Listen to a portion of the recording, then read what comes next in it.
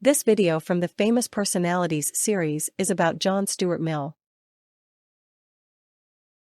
John Stuart Mill was born on May 20, 1806, in London, England. He was the son of James Mill, a philosopher and historian, who heavily influenced his education. By the age of 3, John could read and write, showing his exceptional intelligence. His father taught him many subjects, including logic, economics, and philosophy. Mill's education was rigorous and shaped by his father's beliefs. He studied various fields, including mathematics, science, and classics.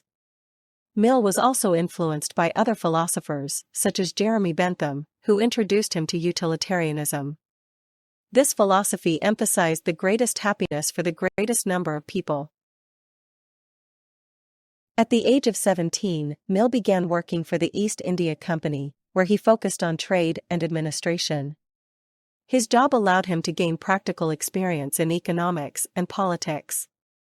Mill continued to write and publish essays during this time, expressing his views on societal issues. This early work laid the foundation for his later philosophical contributions. Utilitarianism is a central theme in Mill's philosophy, focusing on actions that promote overall happiness. He believed that moral actions are those that benefit the majority. Mill argued that happiness is the ultimate goal of human life, guiding ethical decision-making. His version of utilitarianism emphasized individual rights alongside the principle of utility. In his famous essay on liberty, Mill argued for the importance of personal freedoms. He believed that individuals should have the right to express their opinions and make their own choices. Mill warned against the tyranny of the majority, which can suppress minority views. He believed that diversity of thought is essential for societal progress. Mill was an early advocate for women's rights and gender equality. He argued that society should allow women the same opportunities as men in education and work. In his book The Subjection of Women, he criticized the legal and social barriers that limited women's freedom.